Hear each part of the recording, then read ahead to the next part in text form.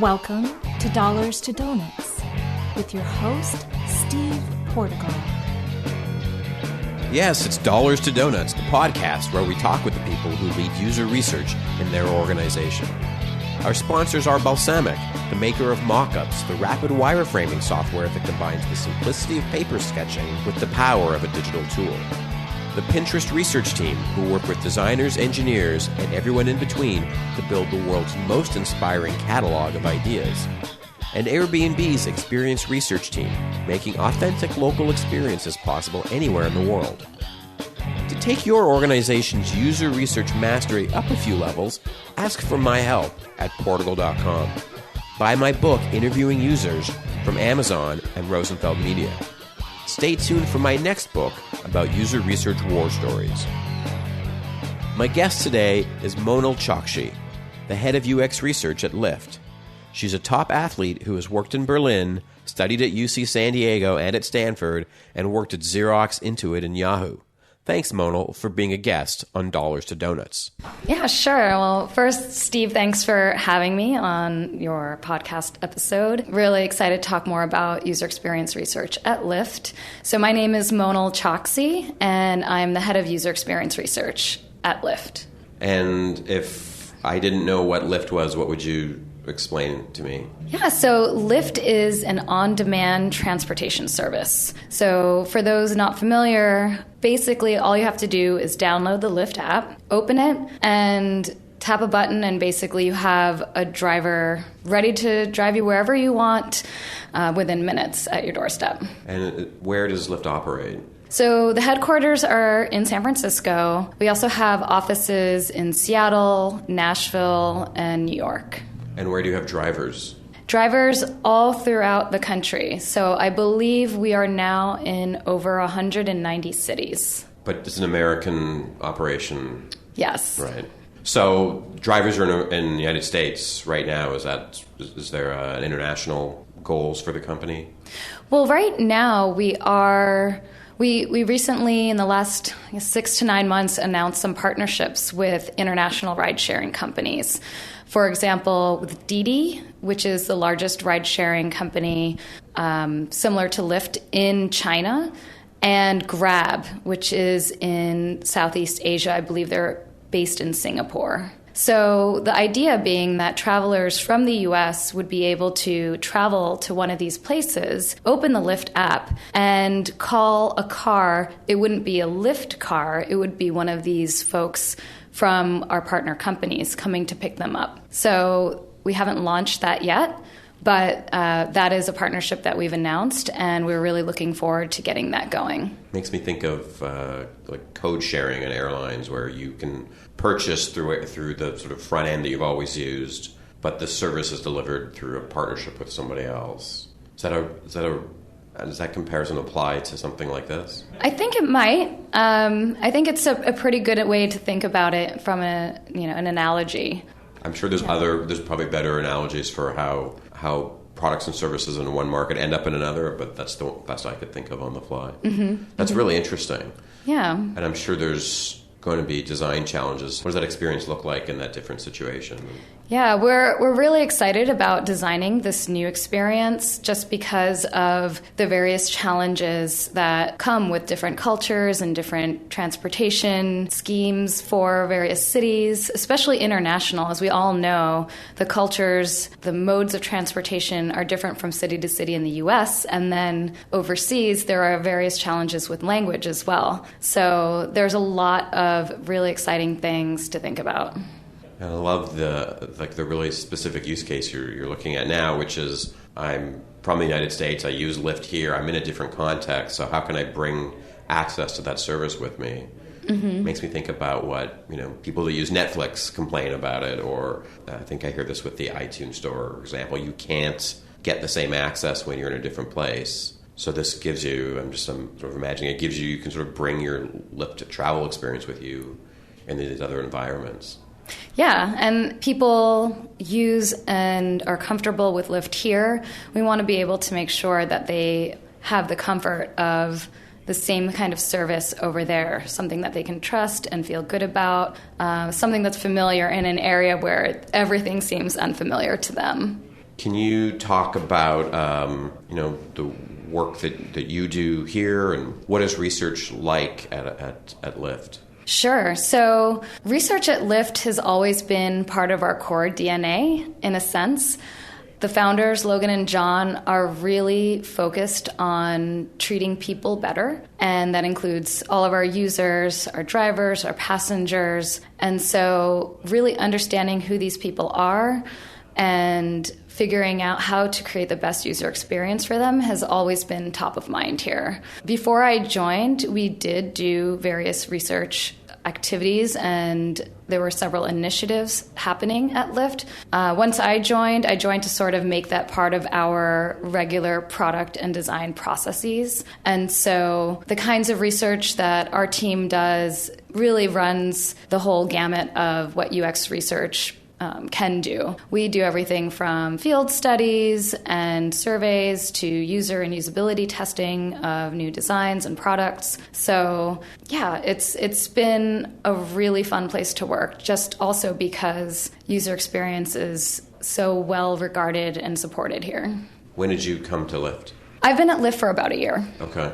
So you're describing a little bit about how, what you were brought in to do, to sort of, I don't think you use the word formalize, but that's sort of the word that comes to mind I guess is the question about, what that change has been that you've helped drive. Mm-hmm. Sure. I think a lot of the research previous to when I joined hadn't been formalized, in a sense that now it's much more a part of the regular daily, weekly process. And I've also joined to basically build a world-class team of user researchers so that Lyft has grown so much in the last year, and we are continually growing at a very increasingly rapid rate. So there are a lot more needs that we have from a research perspective. And I think as we grow the company, there are more needs for insights. So bringing that to the table and helping build a company that's very data and insights driven is a priority for the company.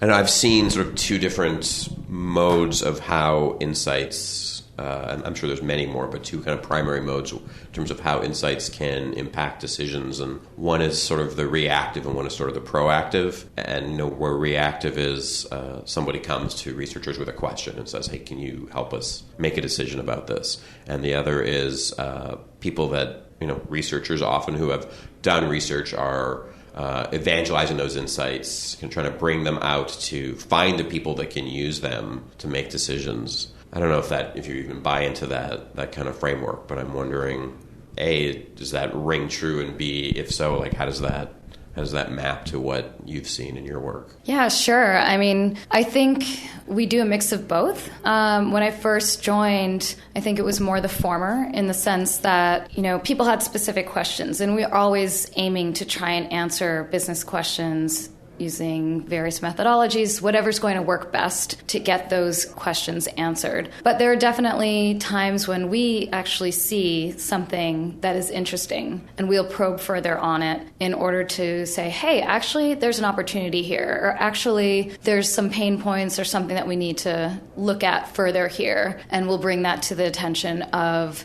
stakeholders in the company for further investigation. So it sounds like part of that evolution, the growing of the company and the growing of the role of what you and your team are doing is, developing the ability and developing the context to have those conversations. Yes, we can answer the questions you're asking, and hey, everybody else, here's things that we're already doing or can do to support you. Mm-hmm, definitely. So maybe that's just what I sort of asked inarticulately a moment ago. Maybe that is the vector of a growing research practice, is the shift from reactive to more kind of reaching out.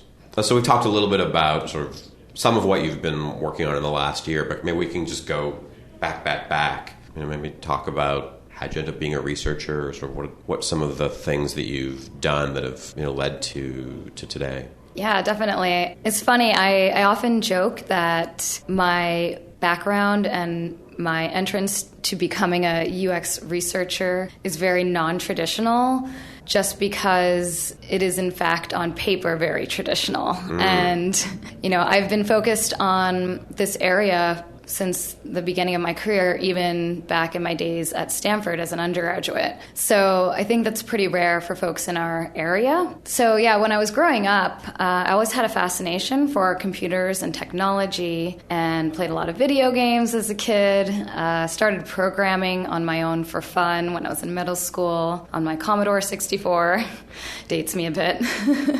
And when I went to school in the mid-90s, I was lucky enough to be at Stanford, where a lot of the stuff with the internet was just coming, seeing light and getting out into the world. So very lucky to have been there and found my major, which is called symbolic systems. So symbolic systems is an interdisciplinary major made up of core classes from computer science, philosophy, psychology, and linguistics. And I graduated with a concentration in human-computer interaction. So a lot of what I do today was rooted all the way back from that time. And one of my first, my start of my career, I'd say I was more of what we would call today a UX generalist. So back in the .com times, as you remember, sorry to call you out. Hey, I had a VIC-20, so I had an older Commodore computer than yours.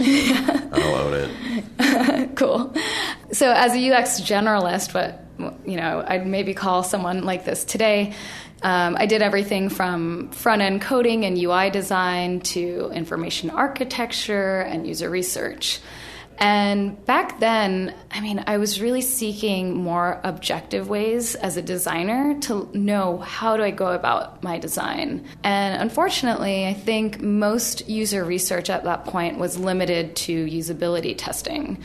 So while I had done a summer internship while I was in school at Boeing in a usability lab, I grew more interested with various kinds of methods of research. Like, what else can we do? How else can we learn about users? And I was very lucky to have had a mentor at this company called Trilogy. It was my first company that I worked for, in someone named John Morcus, who now has a consulting company in Austin, Texas. He's had it for many years now. And back in the late 90s, he actually worked with Jacob Nielsen at Sun. So he was probably the best mentor I could ask for. And we together built a usability lab at Trilogy, and he mentored me while I learned more about doing things like contextual inquiries, focus groups, all kinds of methodologies. And that's what really got me excited about focusing my career in this area. And I had some really big successes from doing multiple method research in terms of helping the company understand what was actually happening with users, even at that time. And this was back in 1999.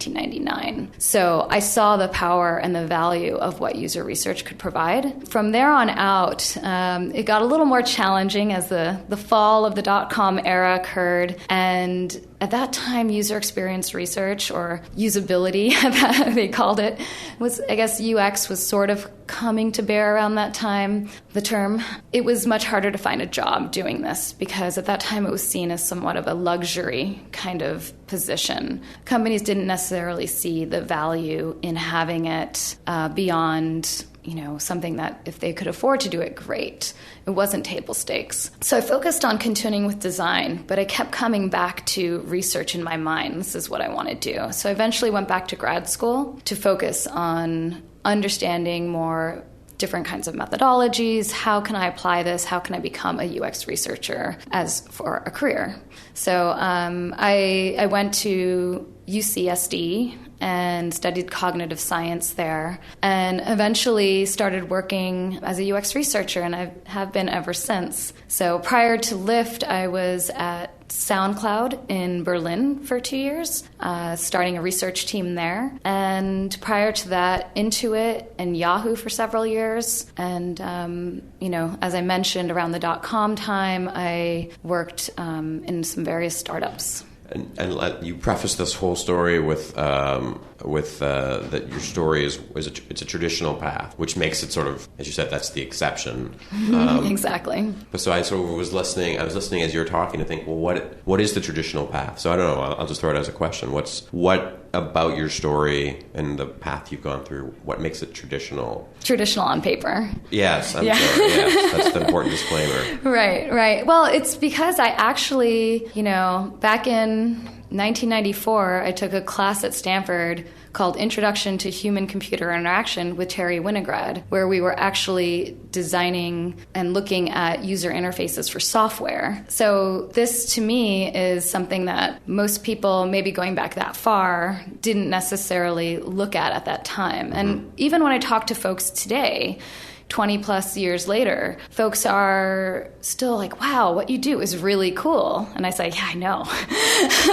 They're like, how do I do that? How do I get into this industry? I want to do that, but I don't have the background. I didn't go to school for it. Should I go to school for it? Should I take classes? How do I break in? And I think there are a lot of most folks I know who are researchers today, even designers, people in the UX field, they've come from all different paths. And I think that's part of what makes it a really interesting set of folks, because we're so diverse and we have lots of different paths that we come from, but all of them include doing something with people, trying to understand people and enjoying that. And so what's your answer to those people that ask you, how do I get into this? What would you tell them? Well, I think it depends on the circumstance. My advice, and it depends on what kind of career they're looking for, but there are more classes today, which I encourage people to take. There's lots of stuff online. And obviously,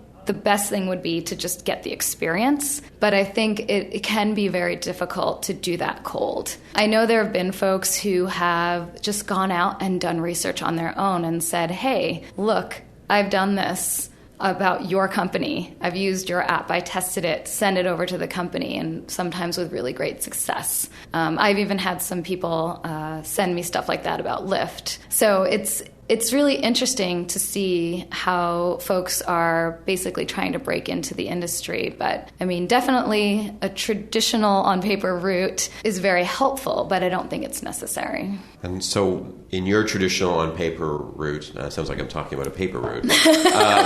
It seems like there was this culmination for you with UC San Diego, right? It seems like that's where you said, I'm going to go become one of these things. And that's the way that you went about doing it. And of course, you had all this background and going all the way back to Terry Winograd's class. But the graduate degree in, was it cognitive science? Mm-hmm. See, I don't know.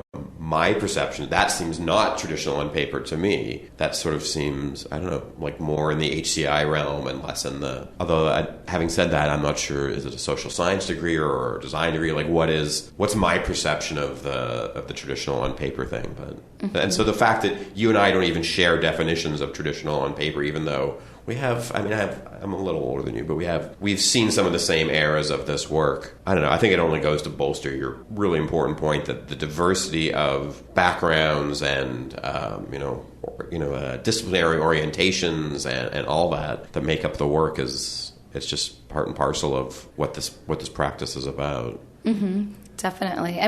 I chose to go to UCSD because, well, first it was on my radar because of Don Norman and the design of everyday things, previously called the psychology of everyday things, really resonated with me. And that was sort of my Bible for when it first came out. And then there were multiple labs there that were focused on using ethnographic techniques in order to design technology for everyday use. And so that was one of the things that really resonated with me in terms of going there. It wasn't so much the cognitive science academic courses. It was more about the folks there and the opportunities to do research there where people were thinking very similarly in terms of, how to do research, and it was very applied in that sense. So even though it does sound somewhat orthogonal to UX, it was actually very close to it. Especially once you explain it. Yeah. Seeing an academic use of ethnography kind of in terms of using technology. That seems very, that's still cutting edge for the work world. It seems extremely cutting edge for academia and back a few years even. Mm-hmm. Yeah, and back then, I think in the early 2000s, when I graduated from Stanford, I always wanted to go back to school because I'm always wanting to learn and a student at heart, and I wanted to work first. And so I already had on my mind getting a graduate degree and craving the desire to go back to academia at some point. I just wanted a break and some real practical experience. But that said, it wasn't that I hadn't tried becoming a researcher. Back then, you really needed an advanced degree to get into that field because I had tried. And part of it was the fall of the dot-com era. So, it was really difficult to have those opportunities. But the companies that were still looking for folks like that, like some of the bigger folks, I don't even think Google definitely didn't have folks then looking at that, but maybe Yahoo or eBay, you definitely had to have more of an academic background to enter. So. Right, and such a contrast to now where, as you said, there's a lot of classes out there where these classes, and General Assembly springs to mind. I think there's probably dozens and dozens of other examples, but they seem to be maybe the most common brand. That's what that I come across. Mm-hmm. Where that, like a UX intensive from General Assembly, that's sort of the symbol of qualification, where an advanced degree was something. And so that's, if you just compare and contrast what it takes to get an advanced degree versus what these kinds of programs are providing, and that sort of the coin of the realm has really shifted. I don't know, part of me thinks that, the population of researchers has just exploded between the time that you're talking about and now. So I'm not sure do we know what the cause is and what's the effect, or what has led to what? Yeah, it's a good question. And actually, before I left for Berlin in 2012, I really feel like there's been a shift. When I finished my degree and started working again, I thought, wow, I'm always going to have to work at a big company, because I still had this mindset of what I had explained back in the dot-com days, where this was a luxury. You're the last to come into the company, you're the first out. But that's no longer the case. And I've thought about this a bit, and I sometimes think that maybe back then it was all about the technology. Wow, this is really tough to build. There's a lot that needs to go into this. Just getting that done was a really big accomplishment. And I think now, not to say that building code is easy or writing code, but building an app, it doesn't have to be that difficult. And so it's become really important in the marketplace to have a great experience. It's not just about having the functionality now, it's the form as well. It's a lot of times a differentiator as to why people choose your product versus another. And I think that's part of the reason why people are jumping on the bandwagon of, oh yeah, actually, this is really impactful. We can learn how to get our product to be successful in the marketplace. And that thing about the importance of the experience, I agree with you totally. And we keep getting it demonstrated to us over and over again. As consumers, I guess, we see this. It's really hard to do that. And we have lots of good examples of a good experience, and it's just amazing to see how it's impossible to sort of replicate. I think if you look at sort of the battles between, mobile phones over the last 8 years or something, it's hard to, just because someone does one that has a good experience, you just see these terrible things come out of other companies. And if we were two people wearing, with design in our title, we might talk about that issue in a certain way. I wonder if you have a perspective wearing a research hat.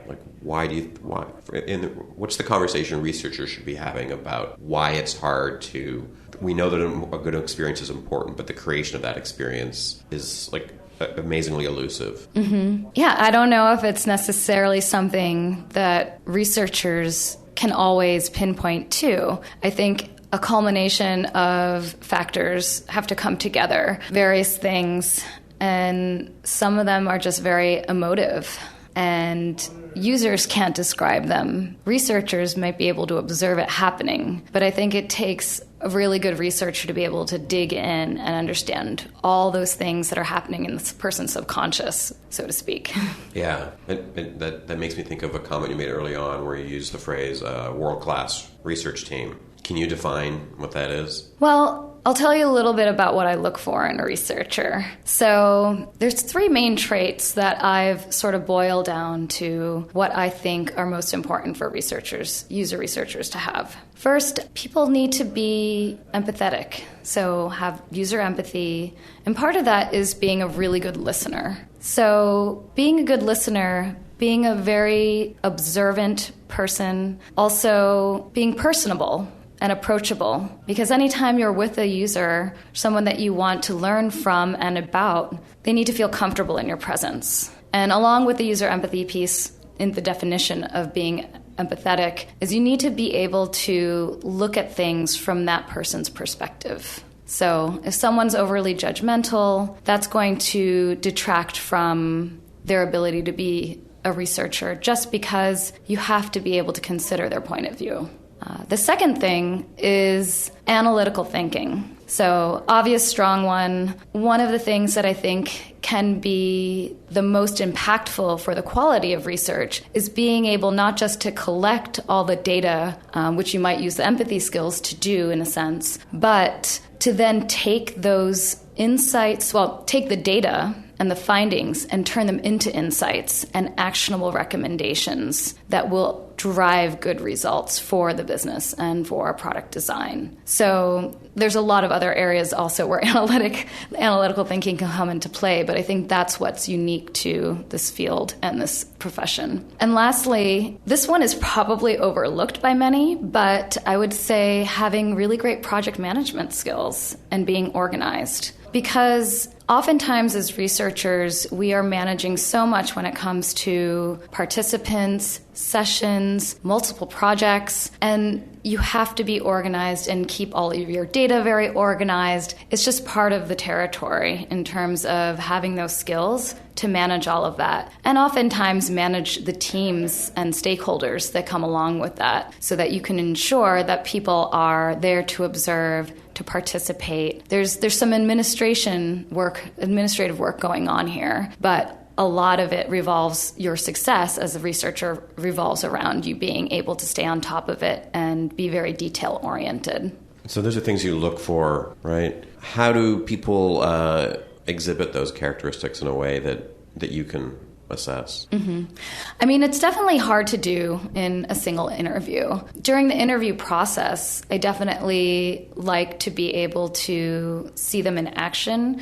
We have folks typically do like some kind of homework during the process, and I often like very many companies like to have them do a challenge in the office where we recreate, kind of a real life scenario, some role playing, and so we can kind of see how they tackle problems as well as interact with folks and understand how they may work with stakeholders. I mean, teamwork, all these other things are also very important, but the 3 that I pointed out were specific to, I think, user experience researchers that are not necessarily applicable to other fields for specific reasons. And I like that your 3 kind of span a research project, for lack of a better noun. I mean, you're not looking at people's data gathering abilities, or not just that, but what do you do with the data, and then how do you help that result succeed in the environment in which you're working? Mm-hmm. So sort of managing the logistics of your stakeholders and their participation and kind of their engagement and so on. So I know I like your list quite a bit. Thank you. I mean, I think those 3 things make sense, but is there anything controversial there, anything missing, or where you would dispute how other people approach this?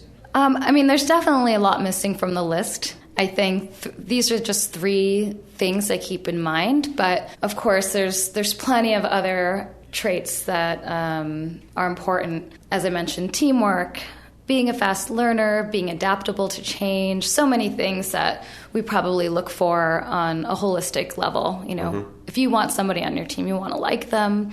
There are lots of things that I think can be applied to many different roles when you're joining a company. I mean, at Lyft, we definitely get excited about folks who are also excited about our vision. And the vision at Lyft is something that attracted me at first. Having lived in Berlin for 2 years, coming back to San Francisco, I didn't know much about Lyft. just because we didn't have it over there. And I'd heard a lot of friends and other folks talking about this company. And so finally decided to give it a try when I was on a visit here, and thought it was so interesting, like the whole sharing economy and talking with my driver. And I started thinking about Lyft as a company and realized, I didn't know much about them. Let me check them out, and searched them online and started reading about their story. And that's part of what got me really excited, because our founders were really interested. They weren't just interested in building a better taxi. They were really interested in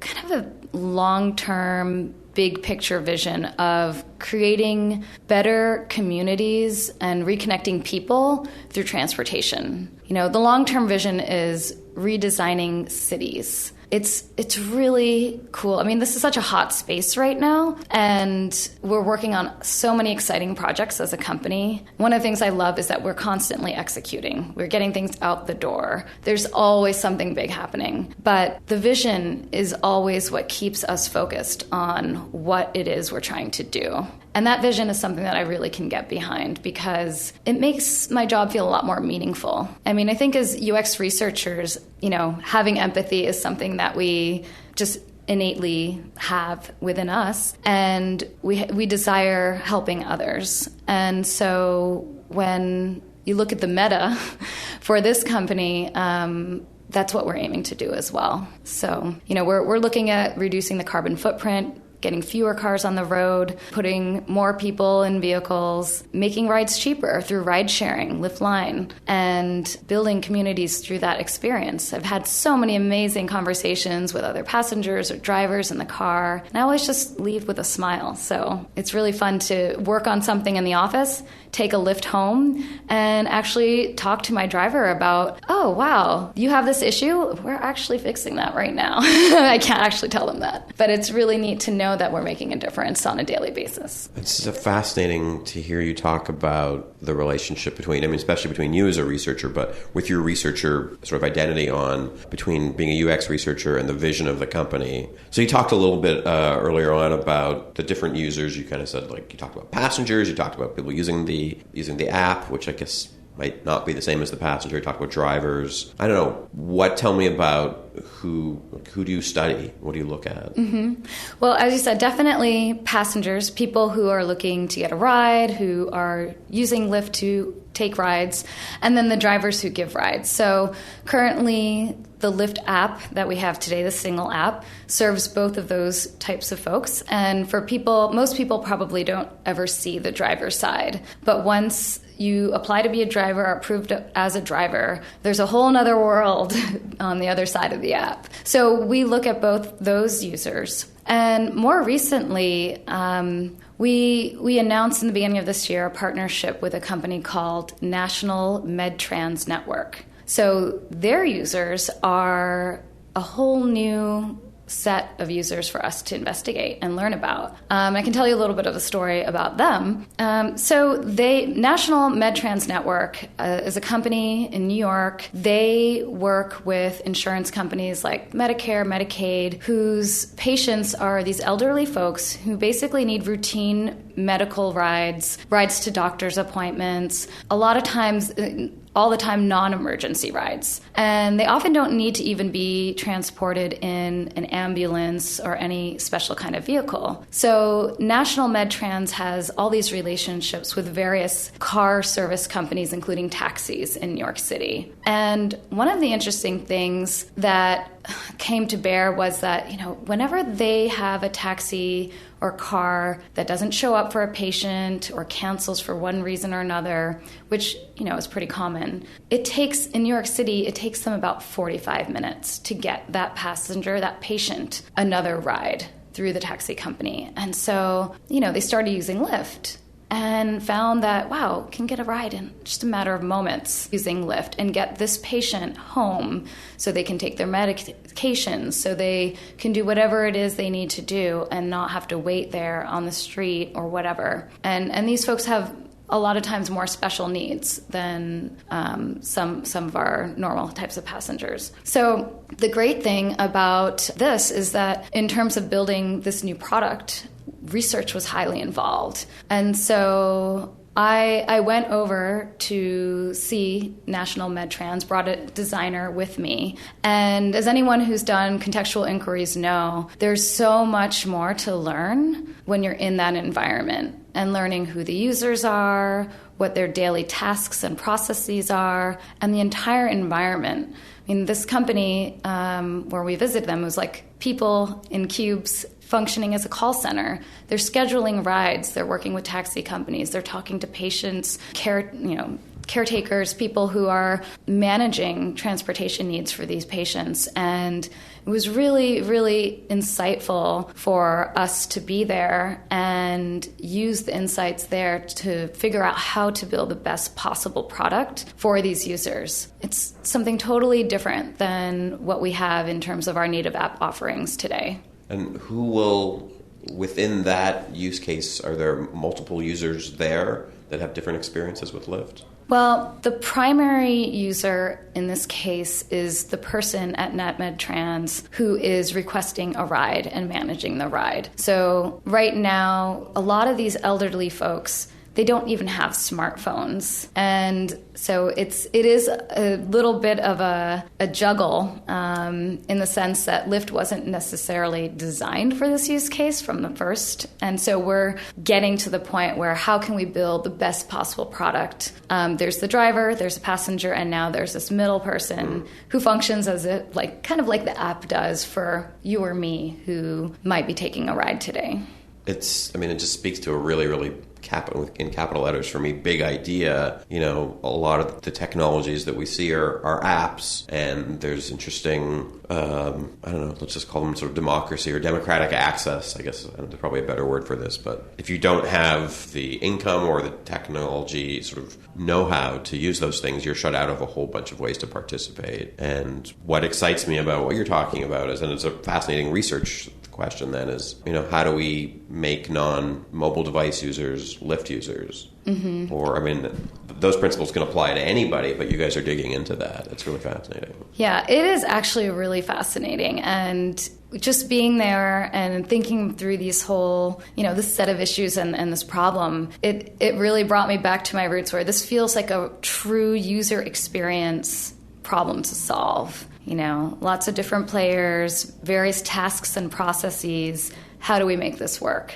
I hear the sort of analytical aspect of it as you talk about it, but I also hear your point one about empathy. Like there's something in your voice which won't come through in our transcript, but there's something in your voice as you talk about it. It seems like this touched you or this struck you in a certain way. Yeah, definitely. The thing that I think struck both me and the designer when we were there was like, wow, we're there in this call center. Someone called in, patient who had been waiting and they couldn't get a ride, and how quickly they were able to resolve the issue with just using Lyft. And it just blew our minds. We're like, wow, this is really cool. Like, we made this person's day so much better by just getting them home. So that project sounds like a sort of special one, maybe sort of outside, or it's a new area for you to be looking at, beyond the traditional set of users that you've been thinking about. I don't know, in the life cycle of doing the research of whether it's getting your data or helping the teams make use of it. I don't know. Is there any spots that you find particularly challenging that you've had to dig into? Mm-hmm.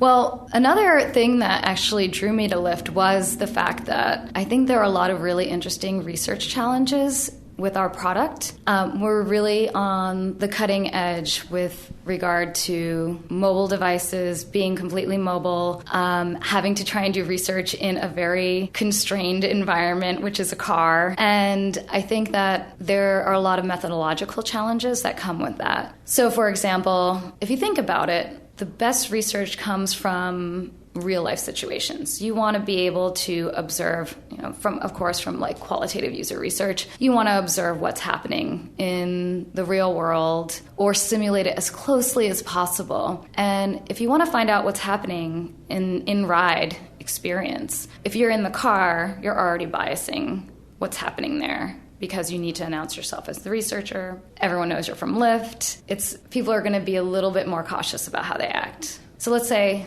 take the researcher out of the car. Let's just put a camera in there. Well, then there's legal constraints as well. You need their permission, and if you have their permission, then of course they're again going to be a little bit on guard, and this will really bias the results if this is what you're interested in learning about. So we've had to come up with some creative and innovative ways to study some of the things that we're interested in learning more about. And I think along with that, recording, conducting research, and huge amounts of data are always challenges for researchers across all industries. So specific to Lyft, though, and specific to this area in particular, I think we have some really interesting challenges, and it's fun because you come to work every day thinking about, you're really stretching your brain. And you feel really good when you come up with something new and get to be creative in those senses. Are there any process innovations or anything that you can share? Not exactly. I can tell you about one of the first programs that I started when I joined. So we wanted to ensure that we had user testing for most of our projects coming through on a regular basis. So I started a program called Drivers in the Office, so DITO, which we call DITO. And along with that, PAXITO, which is passengers, which we often abbreviate as PAX in the office. So DITO and PAXITO, it's like a weekly user testing cycle, and it's been a lot of fun. We have people come into the office here in San Francisco, occasionally travel to other cities, and occasionally do some remote studies wherever appropriate. But what we do is we have, and especially for drivers, for DITO, what we'll do is we'll actually have drivers come and bring their car, park in our lot, and then we'll have them use a prototype of a new design or product that we are testing. And this allows us to capture everything that's going on while they drive. So it's one thing to be a passenger in your house, on the street, looking at the app. You can stop, you can look at it for as long as you want in a maybe normal situation, let's say. But as a driver, you have so many other distractions and concerns. I mean, it's a very cognitively complex activity. You are doing so many different things at once, and now we've just added one more thing to pay attention to, which is the app. So it's a huge design challenge for our team, and also from a research perspective, it's really important for us to be able to get the data in the right environment, in the contextual way that they will be using it, because they're using the app at an arm's length. They can only look at it upon glance most of the time when they're driving for safety reasons. And we have to be really cautious about ensuring that it's not overly distracting. So one of the things that's been really great about this program is that times when we've tested like more low fidelity prototypes where we can't go in the car versus going in the car, we've learned quite a bit. There seems like there's an interesting, maybe sort of a hybrid, or like there's like a semi-contextual aspect here where, they're not in a lab. There's a high fidelity simulation of what the thing might be. You're dealing with their actual car. You have realistic use cases, but you're not also sending them off into the wild to live with this thing for a day. It's a constrained experiment, but you're sort of creating, I guess, as much context within that experiment as you can. Mm-hmm. Right. And I think that's important for us it's a big part of how it's going to be used in the real world. So we need to capture that, how they do so in that environment. What about other examples of kinds of, within what you can talk about, what are some other kinds of research that your team has done? We basically try to do as much mixed methodology as needed. We do surveys, as I mentioned, contextual inquiries. We're basically employing everything that we need to design the right kinds of studies to answer the business questions. So, we have some user interviews coming up. What we also try to do is work very closely with our analytics team. Can you talk about anything that has that people that use Lyft have experienced that's changed that as a result of some of the research you've done? Definitely. One of the most exciting things that I feel user research has impacted was our Lyft app redesign that launched at the very end of last year. So we did a lot of iterative user studies, user testing, especially around various versions of designs and the product moving forward. And most of the product and design decisions relied heavily on the research that we did. So by the time we launched the app, the new redesign, we felt, and our team felt very confident that it would be successful once it launched. And it definitely was. We've seen really great results and have heard a lot of great positive reviews and comments about what we did. And I think a huge part of that, I feel really proud to say, was due to the research that we did. So whenever you can affect the flagship app on such a big scale with this redesign, you can feel really good about it. Of course, we don't take all the credit. There's such incredibly talented people here that we were just lucky to be part of that process. I think even just the this phrase about sort of, being proud of what you accomplished, it makes me think about, how do you lead a research team? I mean, giving out kudos, I think that's one part of it. I'm just projecting on you here a little bit, but what are other things? Talk to me about being a leader in research. Like, what does that mean? Yeah, I mean, it's interesting because I think until recently there weren't a lot of leaders in research. Primarily, I feel like research has had a lot of individual contributors, and that's how we've been seen in a lot of ways. People who are providing data, analysis, insights, and hey, Kate, great, thanks, you did your job. And now with the growth of research, and especially user research, we're seeing more roles where there are leaders. And I think it's great for all individual contributors, because a lot of times, and this still happens today, the individual contributors who have worked as researchers in the past haven't always reported up through someone who understood what they were doing. And so it's great to see that that's changing to a degree now. And I think just in that sense of having the empathy, back to empathy again, for understanding like what these researchers are trying to accomplish, what their personal goals are. I think a lot of what researchers in general, I'm just thinking back through my career as well, have felt is, we really want to make a difference. We really want to have influence on the product or the design. We did this great research. We want to make sure that it gets in there. And this hasn't always been the case for me in past companies. And one of the great things here at Lyft is that what we produce has been so highly utilized, probably more than any other company I've worked at. So coming back to your question in terms of leading, I think ensuring that the work that we do does get implemented or is seen as respectable, credible, and that people understand what we do and how we do it, and bring them along for the ride too. It brings us to a point where within the organization you're seen as, oh wow, like they do really great work and they're going to affect really positive change for us. So sort of helping the team be known and understood as experts and ensuring that the work that they do has a positive effect on the company and for themselves.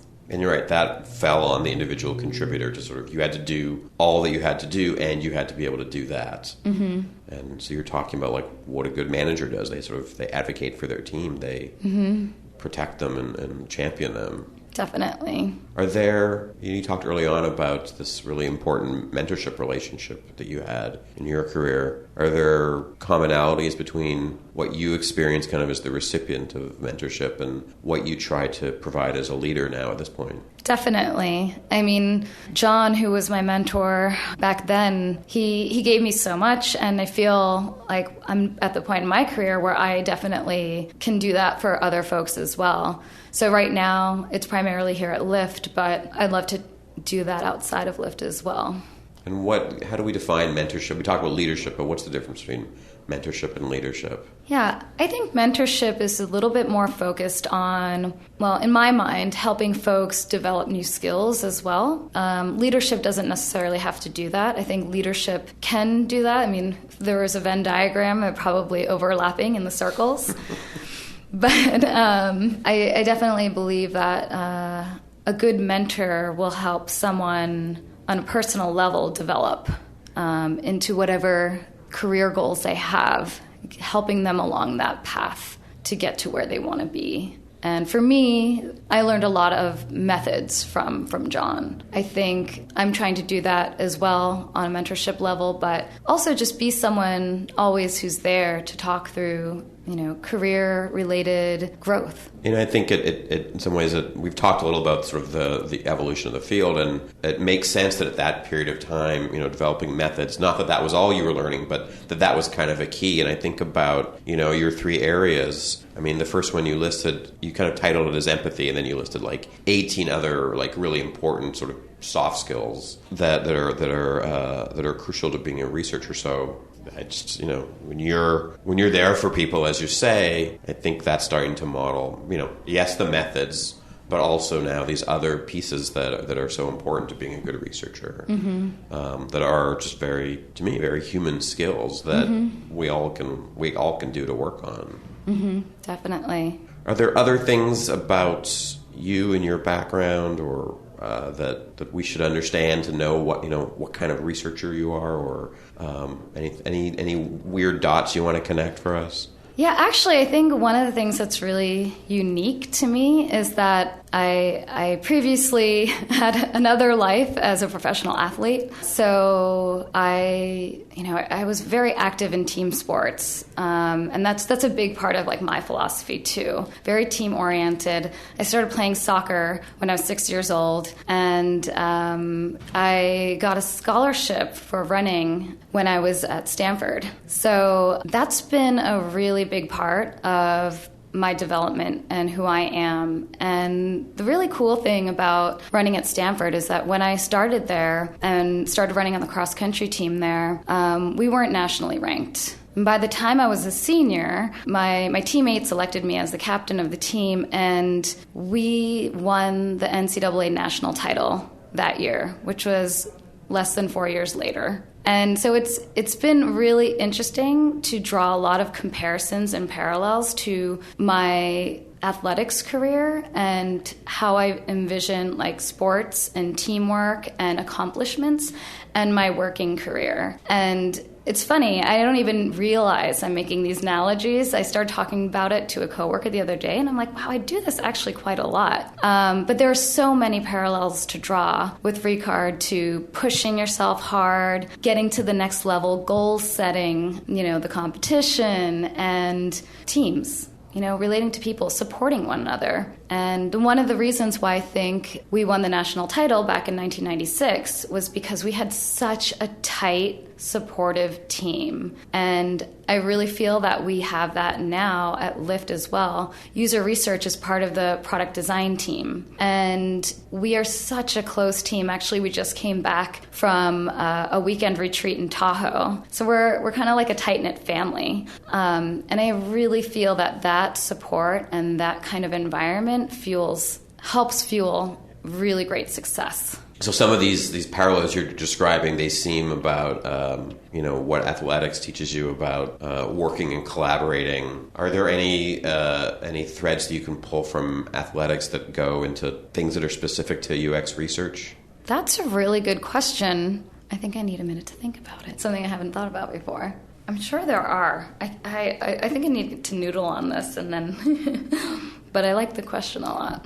I think because a lot of what the parallels I've drawn have been more meta, like high level. Yeah, nothing springs to mind. But at some point I'll get back to you and be like, Steve, guess what? I figured it out. And now my life's questions have been complete. Like, I know. I see the light. Do you have questions for me? Yeah, actually, so I was curious because you're one of the few UX research veterans in the field, and I was curious what kind of trends you're currently observing in our little field that's growing. Yeah, I think I liked what you said about mixed methods. I think that seems to be, where traditionally on paper there was a lot of us and them. I feel like I'm hearing more harmonious stories, and I think it behooves us as a practice to tell harmonious stories, but because that speaks to a successful, integrated, mature, not a, diva, you're wrong, this focus group sucked, blah, blah, blah, blah. Like that's what we've been saying, and I think that's true or not, it's sort of disharmonious. And I feel like the stories of how groups have come together. To me, that's like, oh, we're a little more mature as a world now because we can coexist well with everybody. And, the quant things used to be, cats and dogs. But as you said, you guys integrate well. I've heard that from lots of groups that I've talked to, and I've seen that, clients I work with start to say like, oh yeah, we have this group, and we can kind of pull lots of, so that's mixed methods. That's also, I don't know, sort of mixed disciplines, I guess. So it seems like that, to me, there's just a maturity level there with that. Yeah, that's my big one. I'll leave as the answer for that. Mm-hmm. Yeah, I agree. And I really think that in order to have the most robust insights, we do need a good triangulation of different types of data to be able to tell that story. Right. And I was also curious, as we talked about, UX research has come a long way from, the mid-90s and where the World Wide Web was at that time. Just technology has come a long way, and UX research has alongside of that. So that said, where do you think UX research needs to develop most, given our current landscape? These are the questions I should be asking you, but I didn't. The tables have turned. Yes. Yeah, what's the sort of opportunity?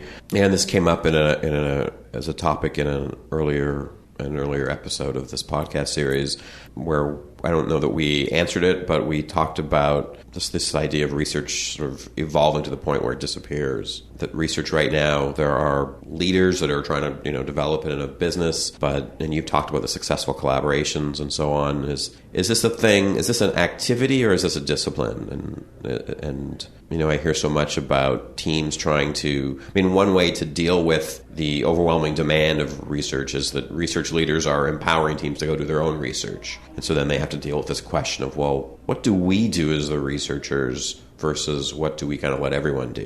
That's the consequence of the evolution of research. And we've been saying, as part of that evolution, like, everyone should be doing it, everyone can do it, right? There's books that teach people how to do research. Like, that's a change. And so I think in the early days we struggled with, do we let go of this or do we hold on to it?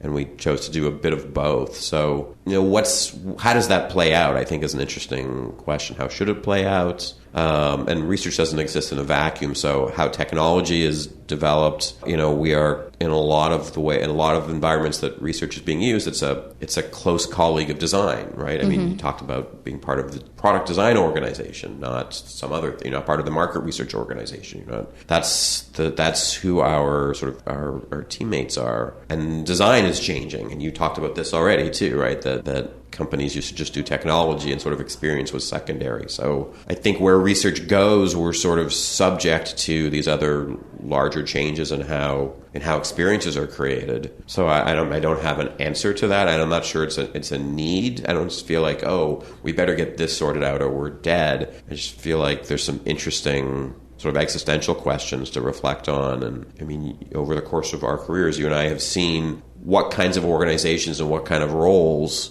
are there for us has shifted a lot. And as you said, there weren't leaders like yourself a few years ago, and not in the numbers that there are now. So, even just for our own careers, like, it's going to be different in a few years. And I don't know. I think it's tough to predict the future, but I think those are interesting, if abstract, areas for me to keep looking at. Mm-hmm, definitely. I agree with you. And I also think it's really great news that the discipline is growing, because there is a lot of value that we can provide. And, the Lyft research team is also growing. So I think it's a really good sign of, how much we're able to impact the organization in a positive way. And I love seeing now, after having come back from Berlin, previously it was like, oh, we can only work at big companies. And now I feel like every startup has a researcher.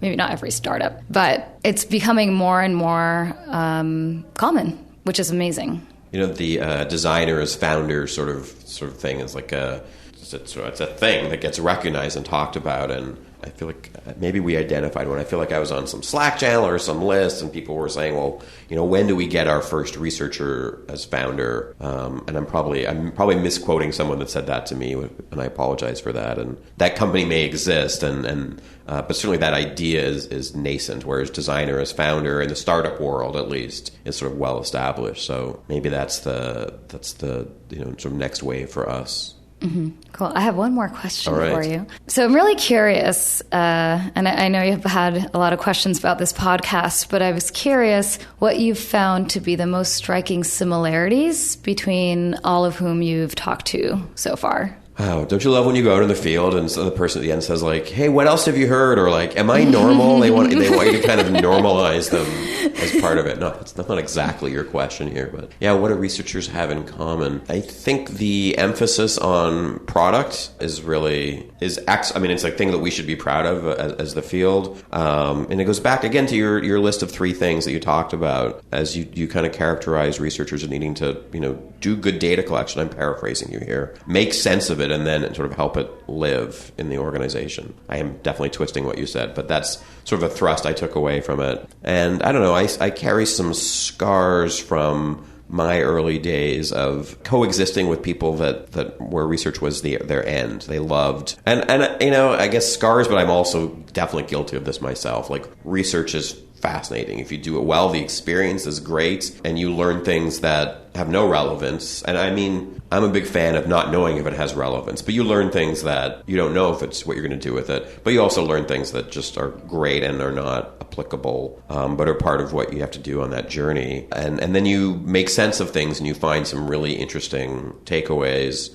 Or things that are potential takeaways that aren't necessarily usable by the company. Mm-hmm. And then of course, then you find, here's the things that we learned and here's what we need to do about it, and here's all. But all the way along, there's a lot of fascination, right? Like, it's super engaging and just, to me, very creative. And I don't know, I can be seduced at many points along the way. I mean, I don't know, I think I'm good at making sure I get to that end point, but there's a lot of seduction along the way with just stuff that is super inspiring, super thought-provoking, that you kind of dig into and start synthesizing and organizing. And so the scars are around, maybe sort of early days in the field, or my early days, where that's where people kind of dwelled. And someone had to come along and kind of pull them and say, like, okay, you can't deliver that. You have to show actionability. Like, that sort of discussion was needed.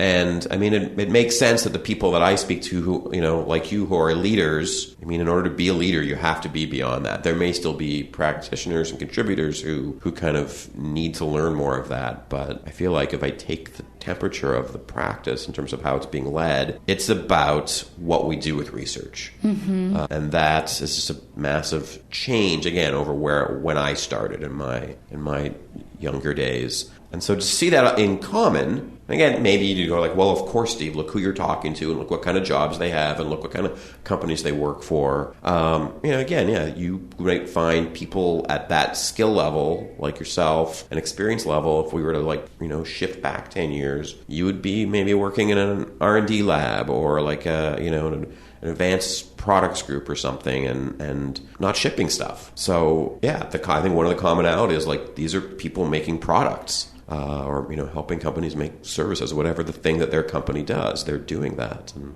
obviously I think that's really, really good. Mm-hmm. Yeah. One of the things that struck me about what you're saying is that fascination. And I think as researchers, a lot of what we love is having that curiosity, and it's so fulfilling just to do the hands-on work. My role is managerial, but I'm always still, I do some hands-on individual contributor work as well. I just love doing it, right? That's what makes us passionate about research. We love doing it. But I think in a business, one of the dangers is getting too far into that fascination, but then not taking that next step. And maybe that's where managerials or managers can help with making sure that the data and the analysis and then these insights and actionable recommendations happen and are affecting product. That we're not just doing the research and being fascinated it for our own curiosity and fulfillment of that, but that we're actually making sure it's being put to good use.